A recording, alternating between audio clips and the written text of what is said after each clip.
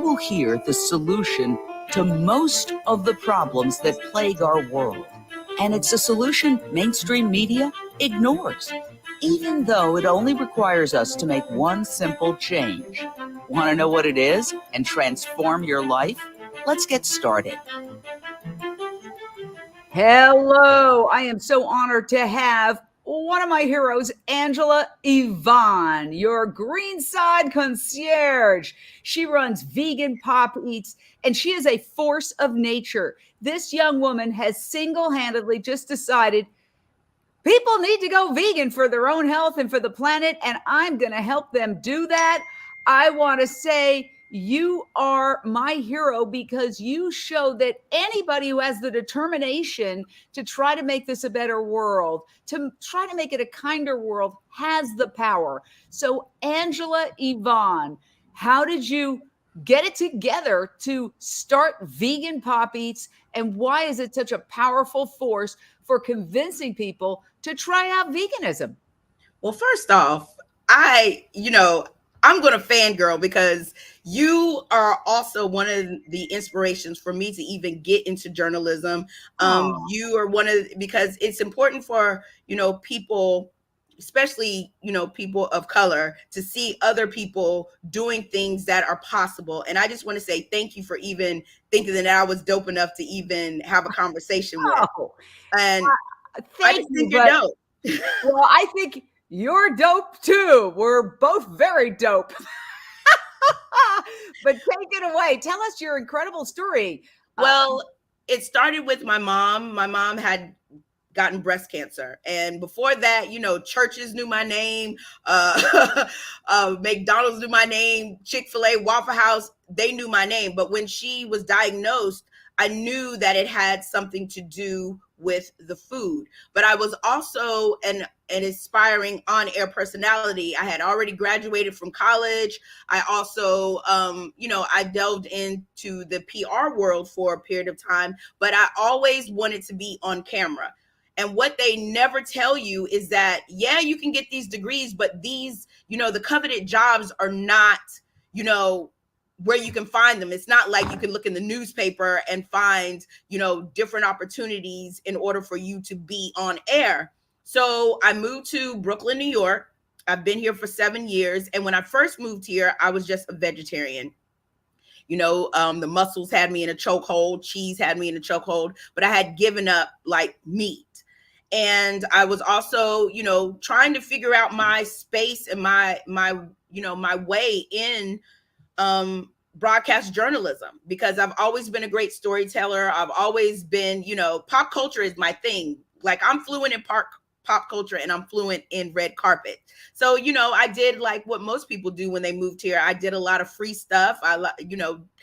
Reaching out to different brands to see if they would, have any interest in me being the face of whatever, media brand they had. And, I got some things here and there that I'm proud of. I've gotten to, interview the who's who, thanks to Delana Dixon from Diva Gals Daily. She helped me when I was at home taking care of my mom while she was battling breast cancer. She gave me my very first celebrity interview. But when I got to New York, there were a lot of gatekeepers. The girls were wanting the positions for themselves, so they didn't really, help me out. But then it was like, when I crossed over, it was like I was trying to find, I guess, a support system that would talk about veganism. And I didn't want to talk about the veganism of what, most of the people are used to, because most people think that veganism is, whitewashed, or it's, very strict, because there's different levels. Like, some of us cross over to be vegans because of health. Some people cross over because of the environment. Some people cross over because of animals. But I was crossing over because of health, because of, like I said, my mother had breast cancer, but I didn't see anybody who was giving the message like I would receive it. Because everybody knows that whenever you are trying to get someone to understand or to come along, you have to talk to them at a level of their understanding. And I didn't see anyone first who looked like me, And two, I didn't see anything that was like, exciting, youthful, and fun to take the I guess the thought process of fear of missing out because you're no longer eating meat.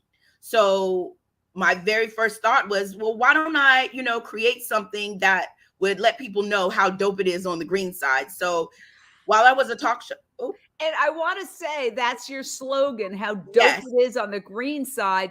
And I think the way you present things is so fascinating because cheese, for example, you mentioned that it's so hard to give up cheese. It's one of the things that people cite the most. So instead of telling people just give up cheese, you went to a vegan cheese store that is one of the premier vegan cheese stores and you introduced people to it. Let's check it out. Charcuterie boards. Everyone loves a great charcuterie board. They are symbolic to every event that you've ever been to that has a little bouginess to it.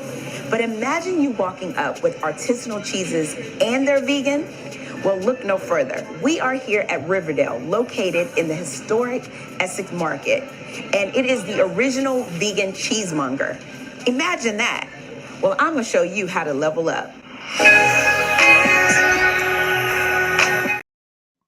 That is just one of the many videos that you have streaming on Unchained TV, our global streaming network.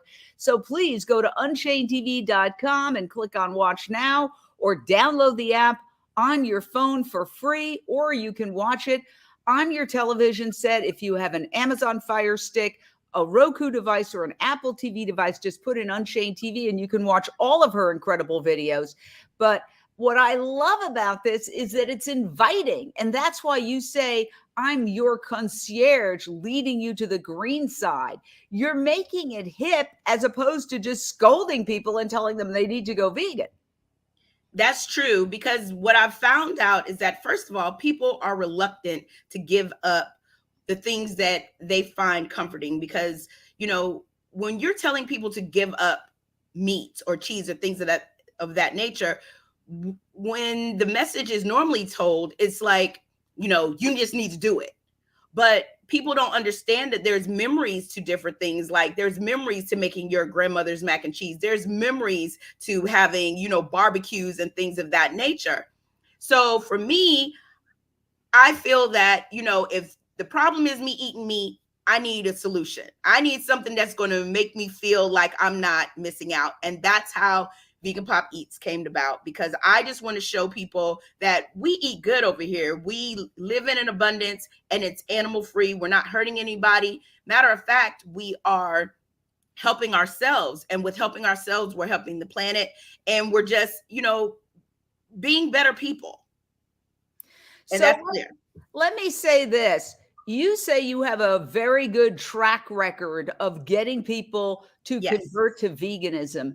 Yes. And I want what you're having, because I have had so many debates and so many conversations, and some people do, but there's a lot of people that no matter what you say, no matter whether you explain that it's a leading cause of climate change and they consider themselves environmentalists or conservationists, whether you say it's contributing to world hunger because we're 8 billion humans, but we're eating 80 billion land animals every year, not including fish, and they're eating a very large percentage of the food produced that could be going to starving children.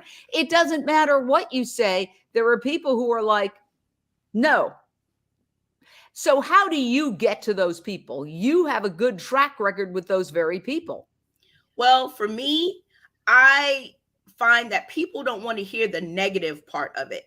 They want to hear the good of it. So I think that for me, I show them how good the food is. I show them how it is living because, look at me. I'm a vampire. I'm 185 years old. And this is how you look when you don't eat meat. So I think for me, and I've always had a charismatic, personality that I have always been fortunate enough that I can show people, and I can, even if it's just you giving up meat on Mondays, that's good for me, because I know once you understand and see the different ways that you can feed your family or feed yourself and how you're feeling about it, you're going to want to be like, okay, well, let me see how Tuesday going to be. Let me see how Wednesday going to be. Let me see how Thursday is going to be. And next thing you know, a whole week is done. And then you'll see, well, let me try 2 weeks. Let me try 3 weeks. Because for me, I don't care how you get over here. I just want you over here because I know that it's very beneficial for you. And I also know that it's beneficial for the African American community because we are the fastest growing demographics in this space. And when you have clarity with your mind, you are able to do different things. You have clarity enough to make right decisions. And so that's how I'm able to do it. You know, my best friend, he is Jamaican, and you know they eat oxtails, goat, and all that other stuff. Crossed him over. So, ooh, wow. You know, well, that we want to know what your magic formula is, and people are calling in. We've got Lindsay from Los Angeles. Your question or thought for Vegan Pop Eats founder Angela Yvonne. Hello, Jane. Excuse me. And I want to agree with you, Angela, that both of you are totally dope.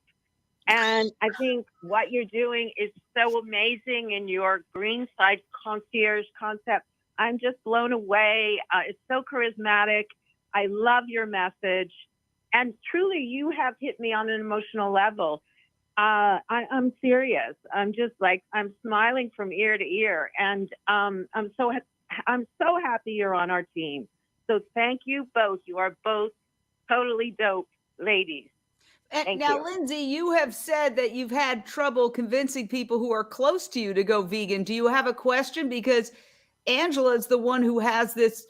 She's like the Dear Abby of veganism. You can bring your problems to her.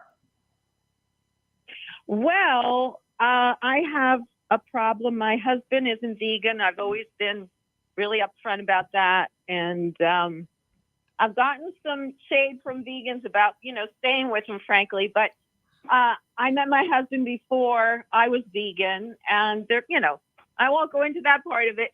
But his thing is he blocks empathy.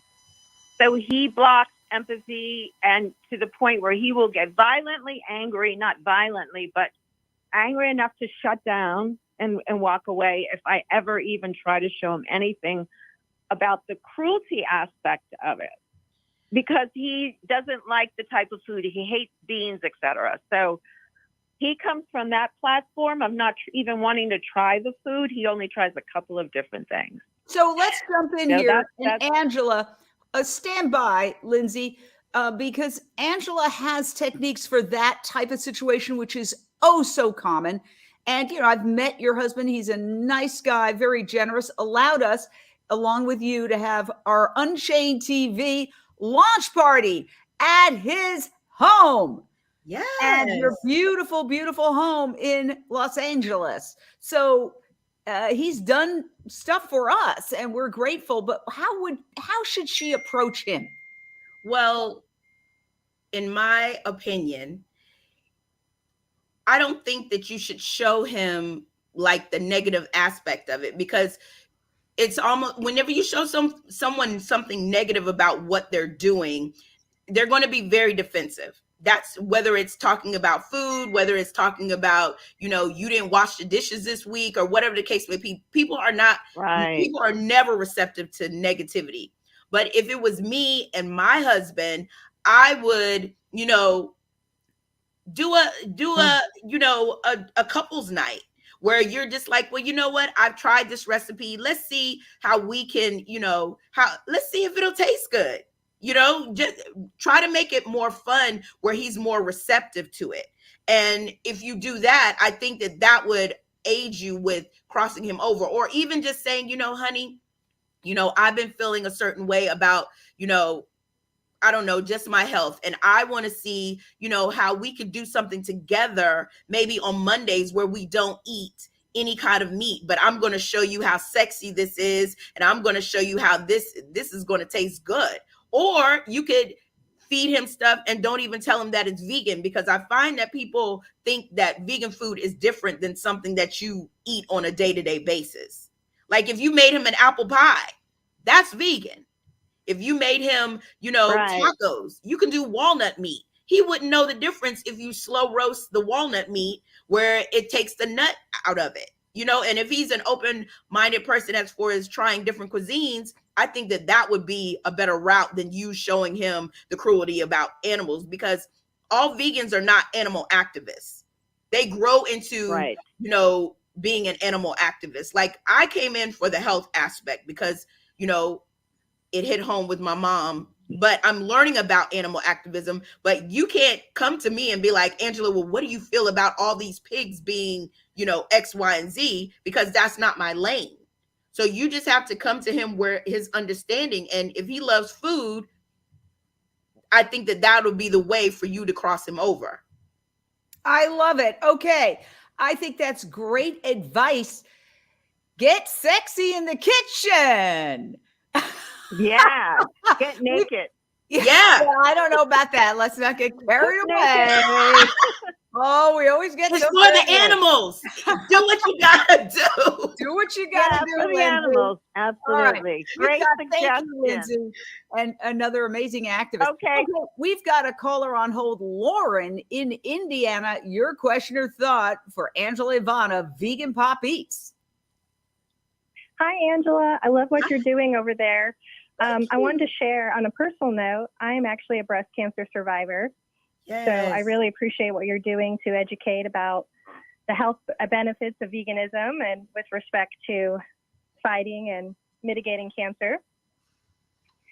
On a practical note, I was wondering what advice you would have for someone who maybe lives in a community that lacks vegan restaurants or vegan-friendly restaurants. How might we advocate for ourselves in that regard? Well, I understand that because I used to live in Fayetteville, North Carolina, which is a military town. And that's when I started my own vegan journey. So for me, I didn't have any people to tell me what was going on, but I knew that it was something I wanted to do.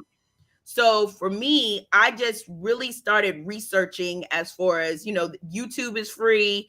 The different documentaries are free, but being in a space where there is no, I guess, restaurants and things of that nature, I think that it is something where if you know other people who are wanting to do the same journey, maybe there is an activity space where you could put the word out, because Facebook, social media and stuff like that, maybe you have more, maybe you have more people around you that you realize, because it's not a conversation where you're just sitting at the table and be like, girl, I ain't trying to eat no meat. You're not trying to eat no meat. No, it's just one of those things where put the feelers out.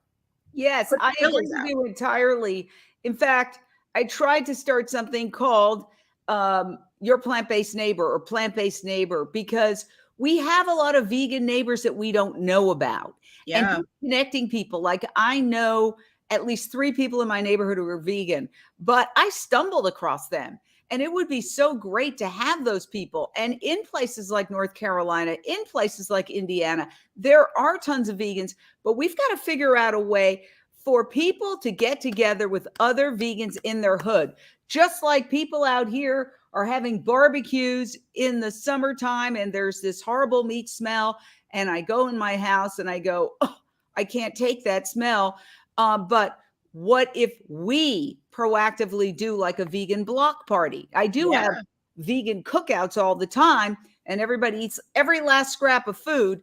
But again, it's about not feeling like a fish out of water in your own neighborhood. And there are ways to counteract that. There really are ways to counteract that. So, wow, we've had some great questions. I do feel you are kind of like the vegan Dear Abby, where people come to you with problems and you help solve them. I kind of think that would be, because you're giving solutions. Like there are tricks and hacks to get people over to the green side, right? Absolutely. And so if you had to say, let's say what are your top hacks or what are your top techniques that you found most effective for non-vegans, not those who are like 99% vegan already, but just non-vegans? Well, for me, I think it all boils down to priority. And when people say that they can't, I think that if you make it in a way where you take out the word I can't to I won't prioritize that, it hits different.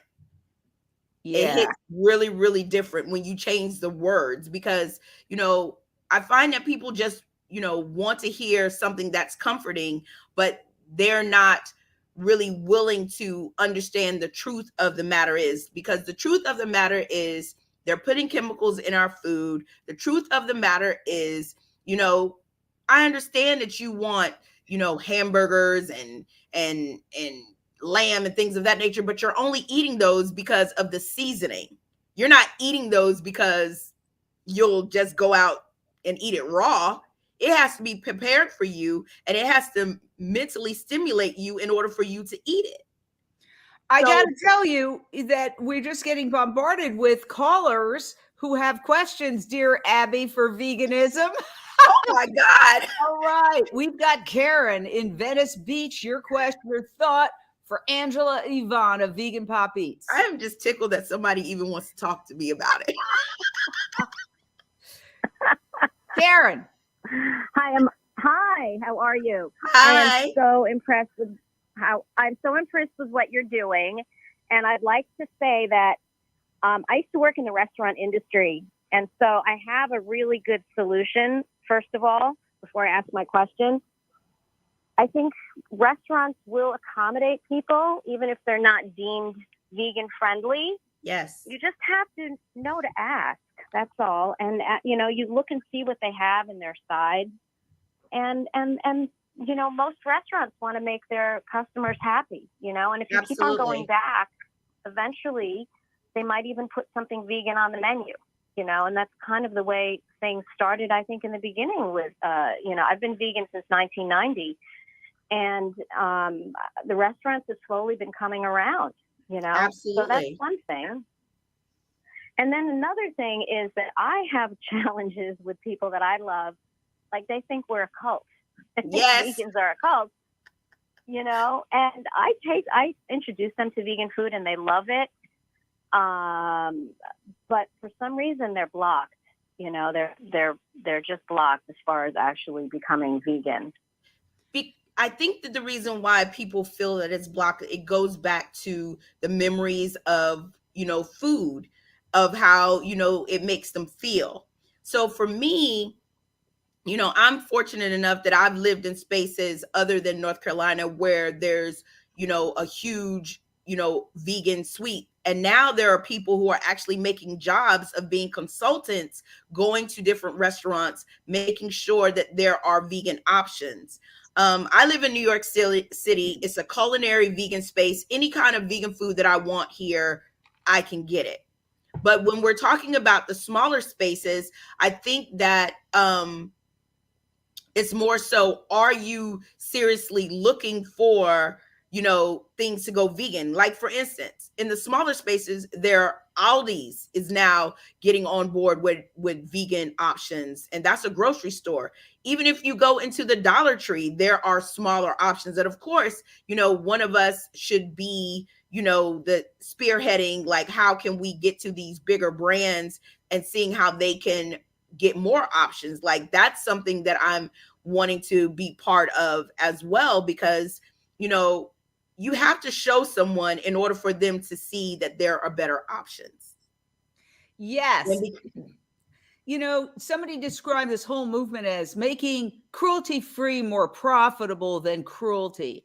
And Right. I think that's on the business side. But on the consumer side, it's about making cruelty-free more inviting than Yes. cruelty. And you do that so well, not just with food, but also talking about fashion. So here's a little clip from your fashion show, which is on UnchainedTV. Vegan fashion is on the rise, especially with Paris becoming the sustainable fashion capital by 2024. Now, we were doing sustainable fashion when it wasn't even cool. Remember when you were younger and you had church clothes, you had outside clothes, and you had school clothes, and you better not get them mixed up. And when they were no longer of use, we would pass them down through generations. Now we have clothes in abundance, but we are unaware of what that luxury costs. So how can we do better? Well, we can find out where our clothes are being sourced. We can also find out how the people are being treated as far as pay, as far as working conditions. And also, when you're finished with your clothes, where you're wasting them. I'm Angela Yvonne, and this is Vegan Pop Eats.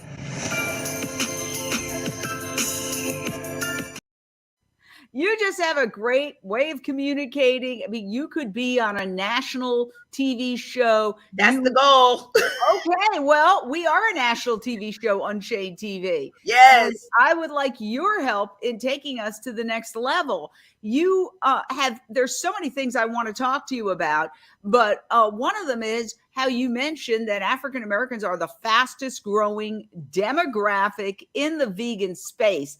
And that's thanks to you. That's thanks to Tabitha Brown, who has her own show finally on the Food Network. Yes. Okay, a vegan cooking show. Now, the truth is, 25 years ago, I pitched a vegan show to the Food Network, and I was laughed out of their office.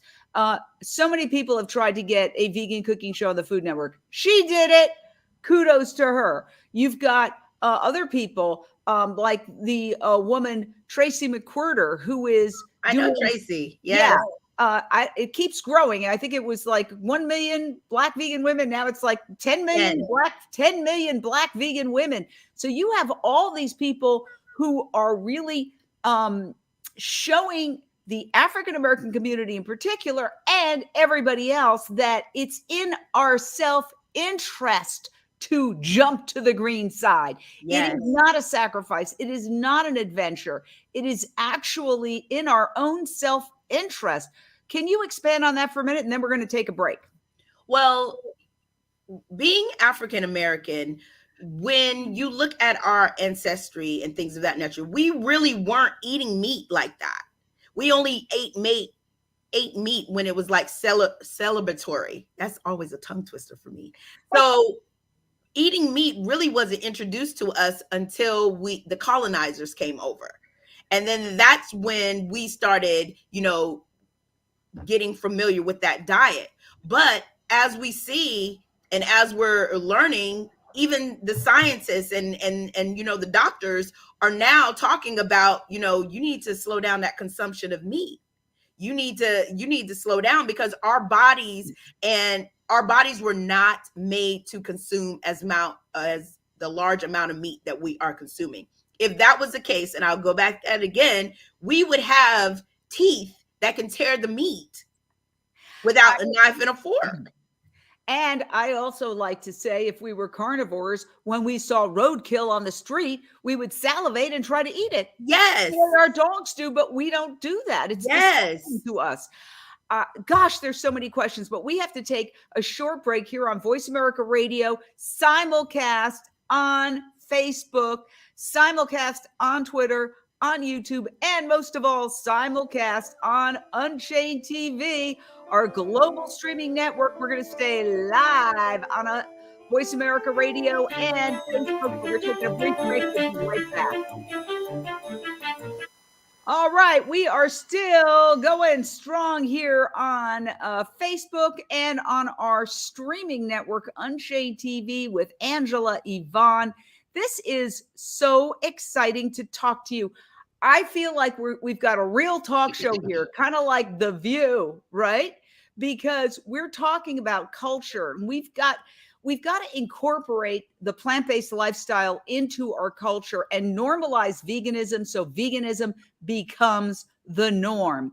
Now, you had talked about meeting certain people who are, way up there in the media landscape. I had my 15 minutes in mainstream media, about 40 years of 15 minutes, but now I'm doing an alternative because it was very frustrating to see that even the best and the brightest, which by the way was a sarcastic title, the best and the brightest was the quagmire of the Vietnam War, but the best and the brightest not only don't want to consider this information often, they denigrate and condescend when you try to bring it up. I've had people who are otherwise very intelligent, turn to me condescendingly and say, oh, I'm so glad that you love animals. That's so sweet. Almost like there's something wrong with me. Like I had a pet as a child too. It's like, hello, it's not about that. It's about ending world hunger, stopping future pandemics, preventing a climate apocalypse.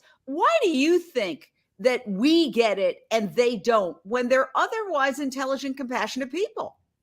Because they don't want to get it. It's either you want to get it or you don't want to get it. There's no gray area.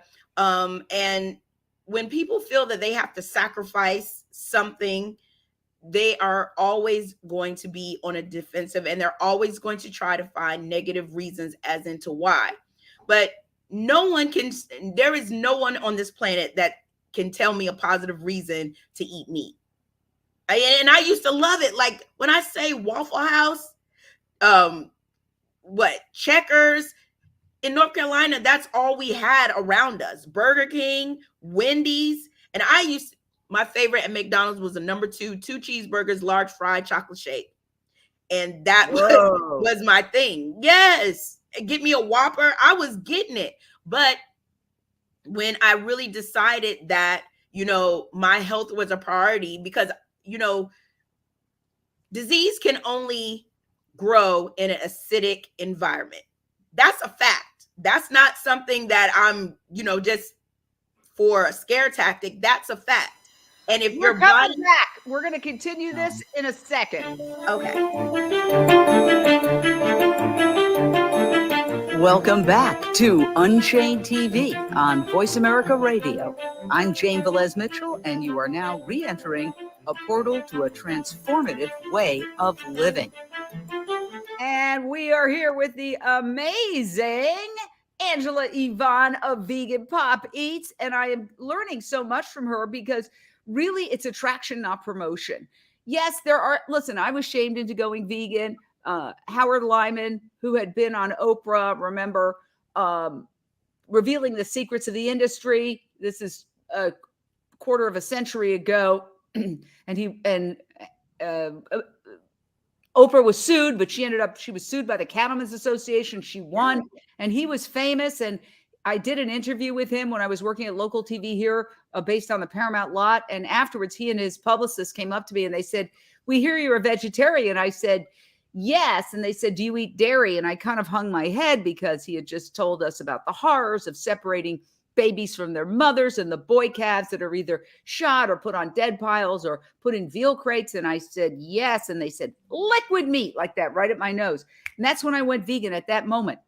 And I never looked back. So I was shamed into going vegan.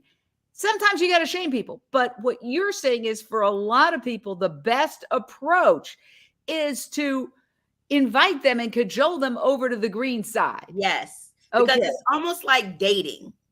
When you are dating someone, you're not saying that, oh, I don't know how to clean a house, or, oh, I don't know how to cook, or, oh, you're putting the best, the best one in the game. And so if we're wanting people to cross over, we have to show them how, like I say, it's dope over here. You have to show them that, if you start your morning off with, I don't know, vegan yogurt with fresh berries and things of that nature, that's going to make you feel good the rest of the day. And then that will get you to think that, oh, well, if this made me feel good, what else is going to make me feel good? And like I was telling, I forgot what her name is, please forgive me, with being sexy with the husband. Yeah, it might sound crazy to somebody else, but you have to work on what people will be attracted to. You have to work on what is their language, their love language. Oh, wow. You just hit something so powerful. Oh my gosh. Because I know all about that love language thing. Yeah. Been there and did it badly, probably. But The love language, applying the love language to veganism is brilliant.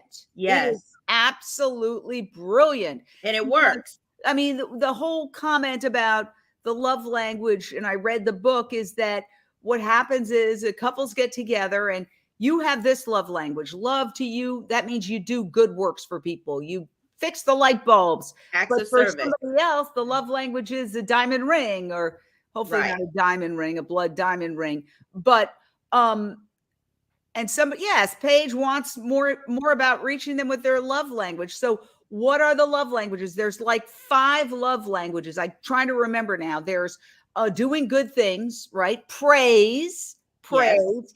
gifts. Yes. And I think there's kind of like services. Acts of service. Acts of service, yes, Mhm. which is like, I'll give you a massage, honey, Right. something like that. And I think Right. there's one more. But the point is, you have to find out the person's love language that you're trying to convert to veganism. And then when you Exactly. find out that love language, and Nyla Farr says, brilliant, applying the love language to veganism. I think this is a book. Tom says, doesn't work in my case. Nobody loves me. Nonsense, Tom. We all love you. We all know Yes. you're one of our most reliable viewers. Okay, but I like this. This is a book, Applying Love Language, or a video, a documentary, applying the love languages to veganism to get people who are otherwise intransigent against this to go vegan. Oh my gosh, because you're also very good when it comes to just making the case for veganism.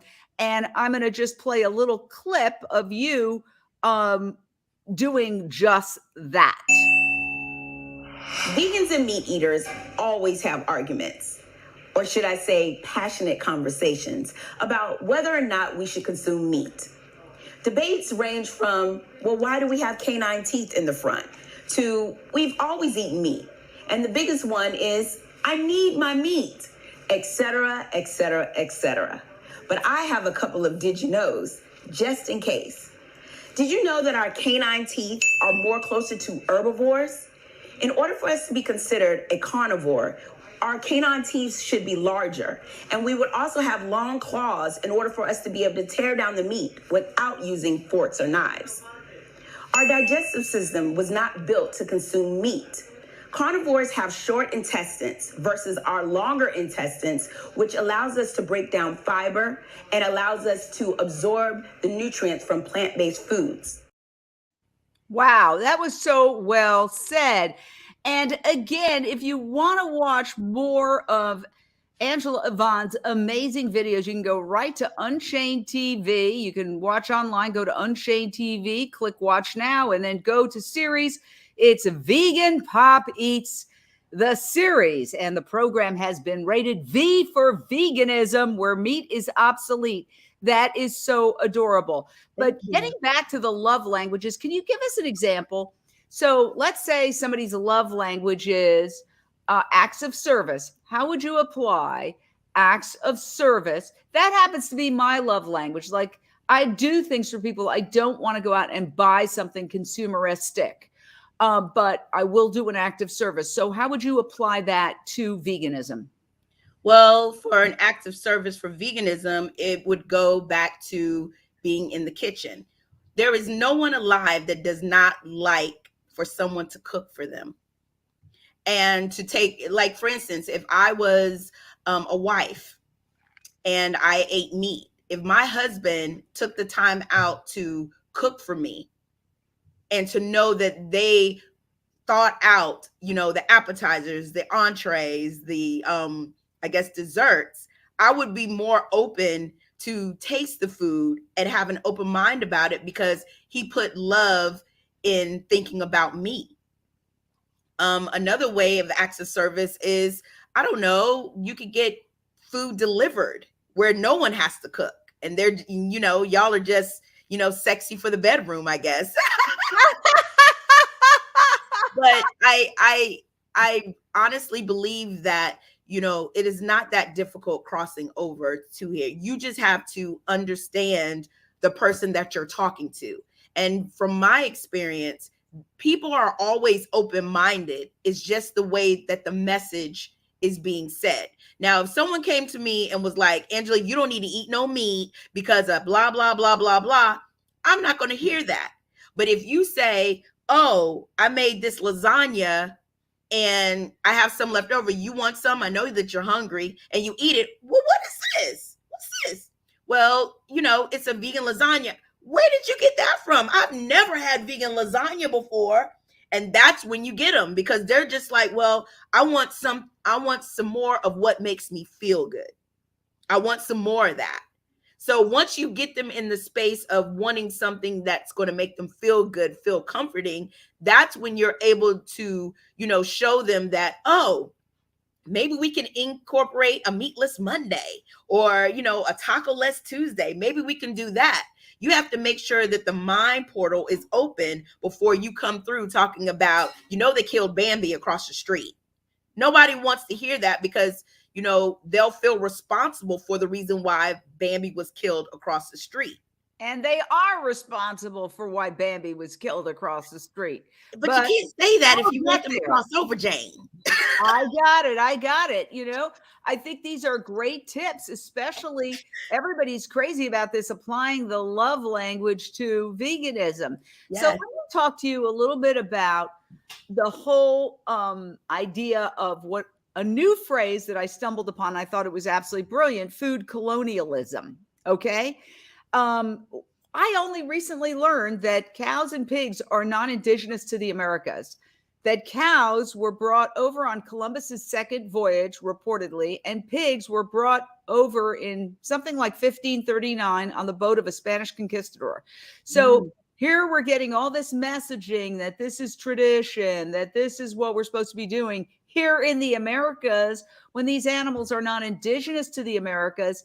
And this is essentially, you could even call it food imperialism. Your thoughts? Well, I think that, first of all, I think that this is the year of truth telling, as in 2022, 2023.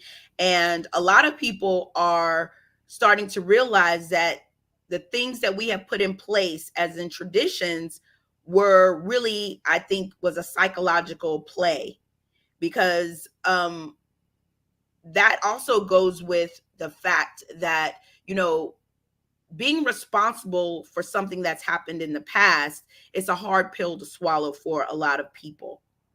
And I'm not really well versed on the, did I say that right? Colonialism, yes. Colonialism of meats and things of that nature. But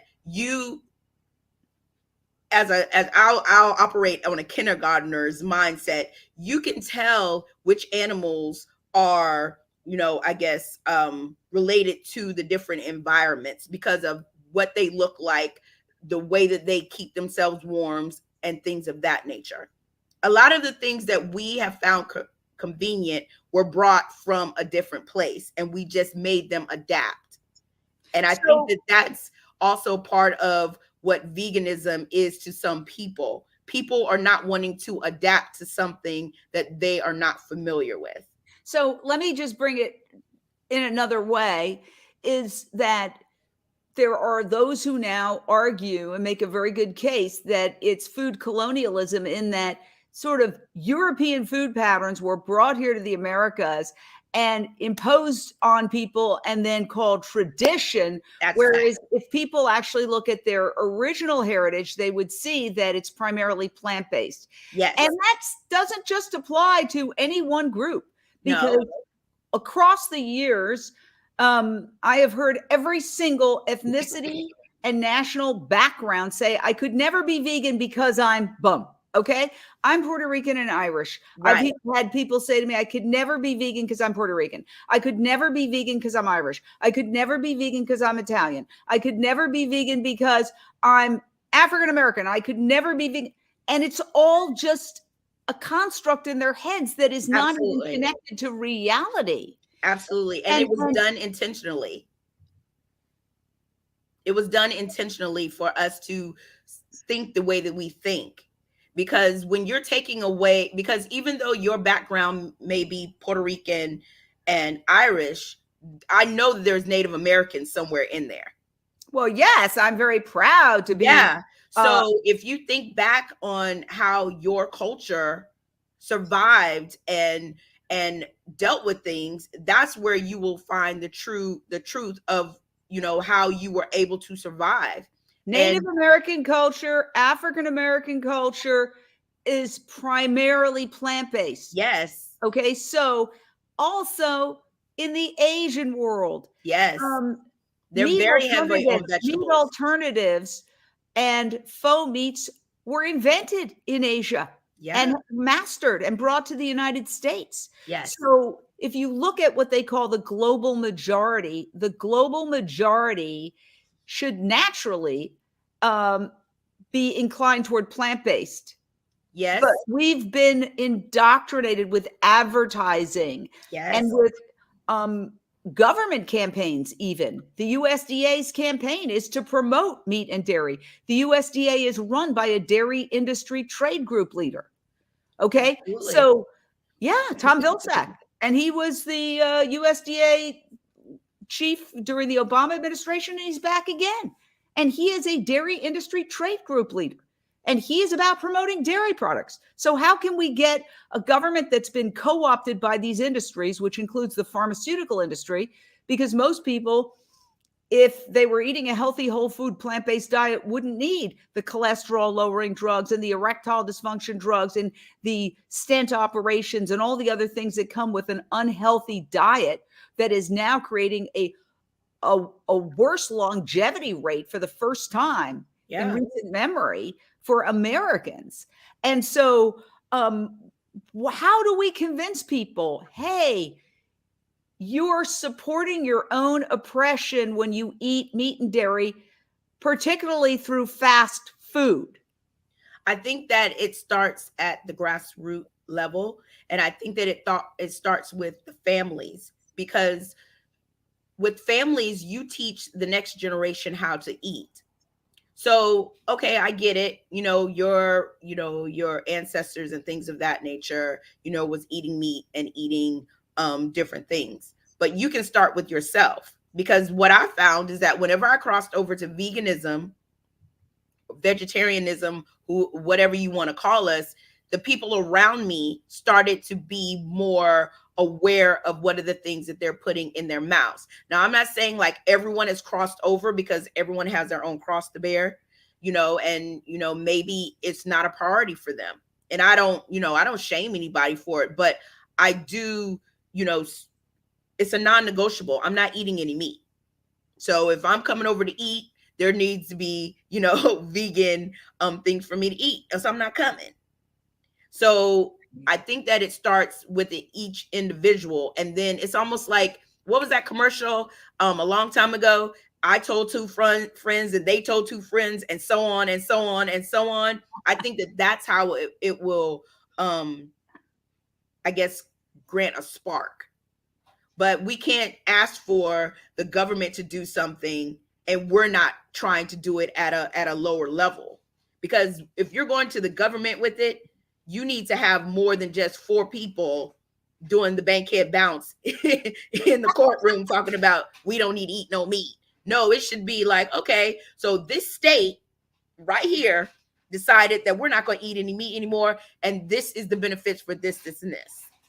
And that's with anybody. Everyone wants to see evidence from it. And if you're not showing hardcore evidence, people don't want to hear it. They don't want to see it. So I think that it's a grassroots situation where you are in your household.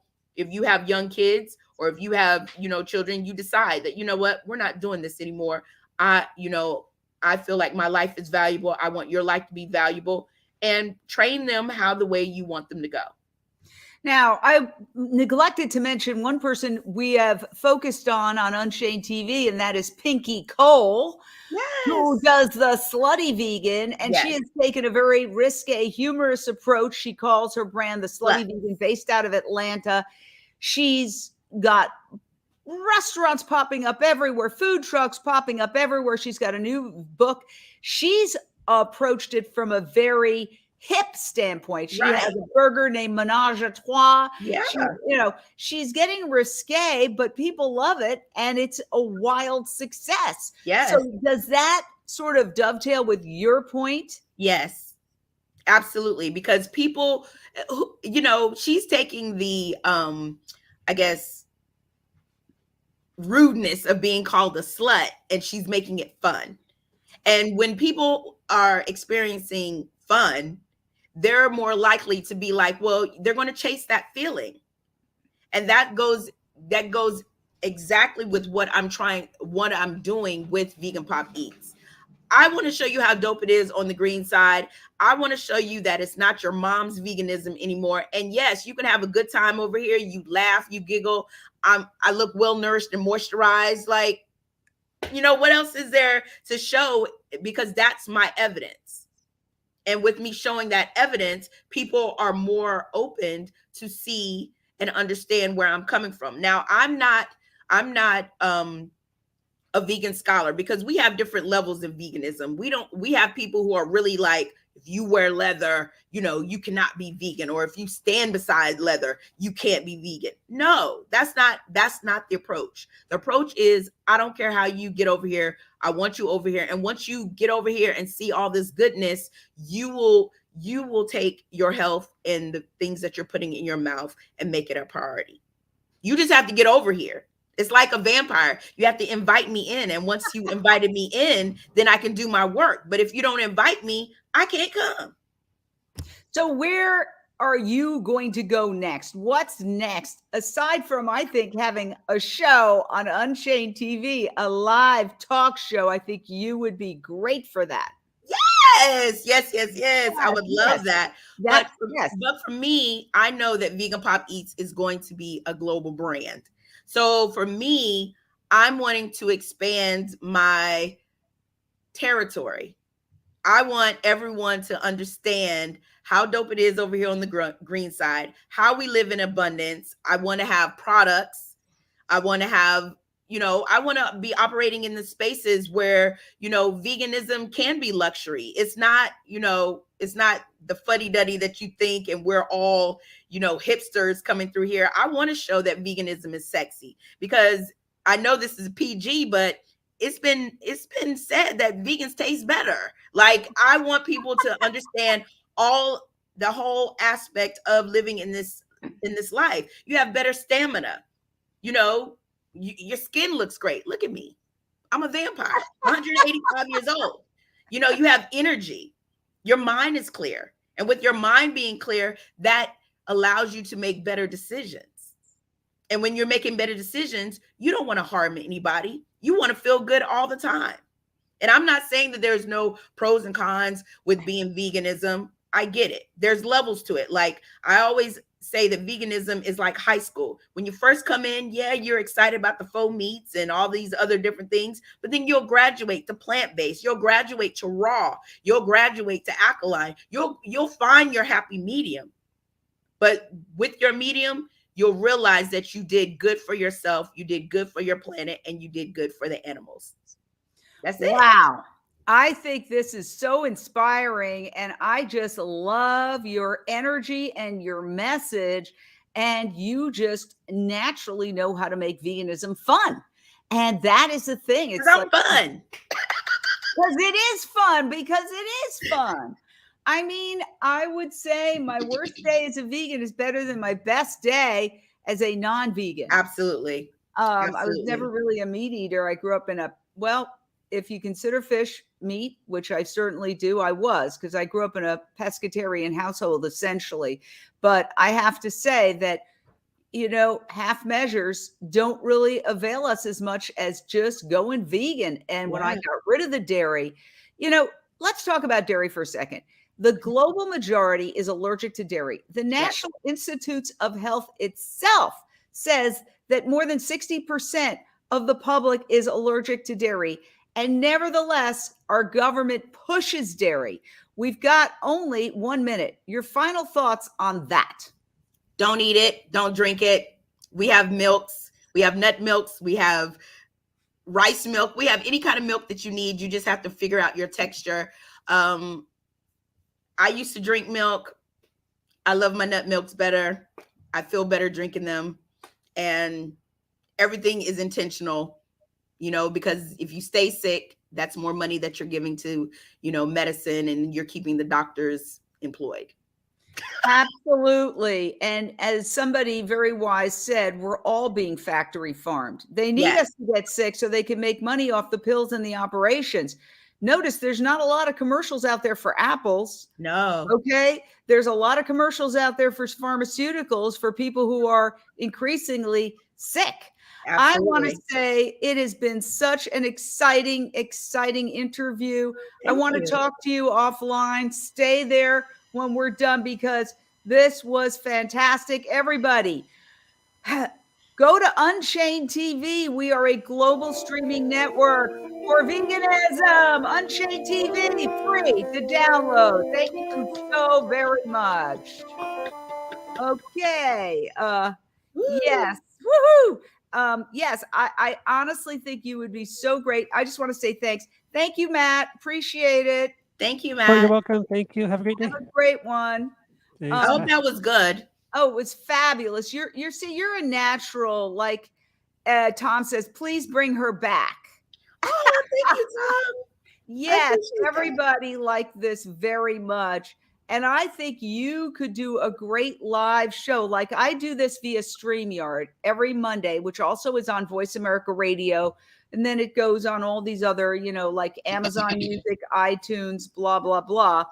And we want to have more of these to make. Oh, okay. We're still live on Facebook. Sorry, I didn't end the broadcast. Thank you, everybody. Well, I think everybody probably agrees that this lady needs her own show, right? Let's do it. Let's do it. Woohoo! Thank All you right. so much. We're